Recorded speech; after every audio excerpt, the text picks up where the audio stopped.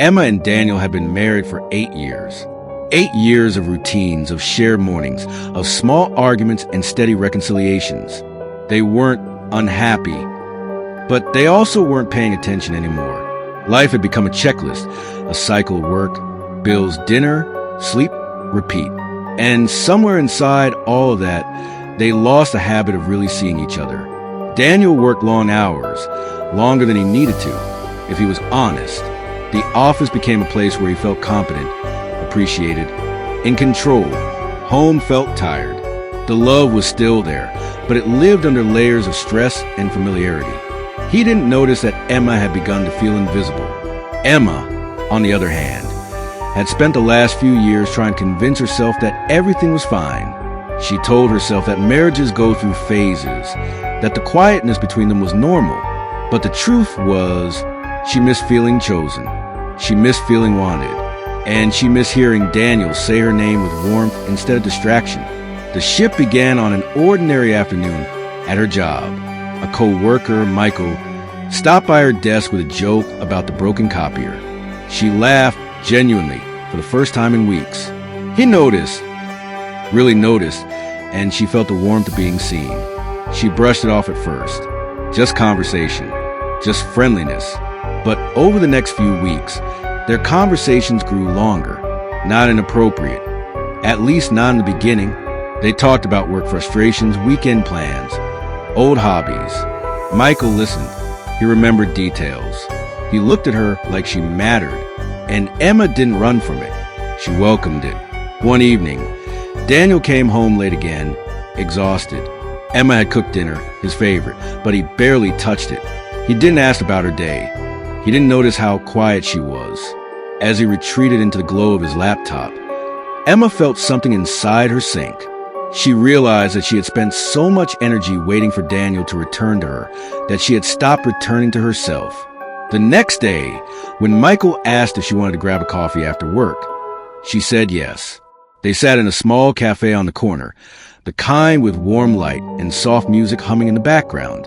Emma felt light present. They talked for an hour, and then 2.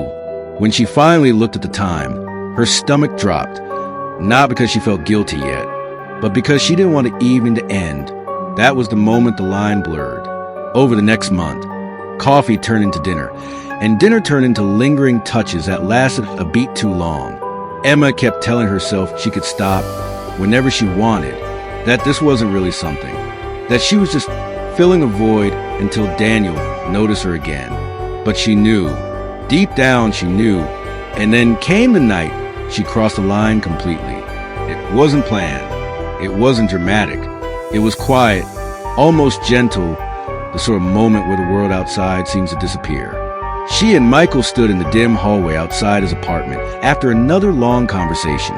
They were close, too close, and Emma felt the weight of everything she had been missing pressing against the reality of what she was about to do. He whispered her name. She didn't step back, and in that single fragile second, she made a choice that would change everything. The next morning, she woke with a hollow ache in her chest, not because the moment hadn't felt real, but because it had. She realized the betrayal wasn't just against Daniel. It was also against the version of herself she thought she was. For days, she carried the secret like a stone in her pocket. Heavy, constant. Daniel didn't notice the shift in her. Not at first. He was still rushing through days, still buried in work, still blind to the quiet changes happening right beside him. But Emma noticed everything. She noticed how disconnected they had become. She noticed how lonely she felt even when she wasn't alone. And for the first time, she realized the affair wasn't the cause of her brokenness, just a symptom of everything they had ignored for years. One evening, Emma sat across from Daniel at the dinner table, watching him eat in silence. Something inside her cracked open. She couldn't pretend anymore, not to him and not to herself. "Daniel," she whispered, her voice trembling, "we need to talk."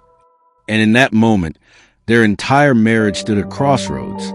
Because this isn't a story about cheating. Not really. It's a story about what happens when connection fades, when words go unsaid, when people stop showing up for each other long before they realize it. The betrayal was real.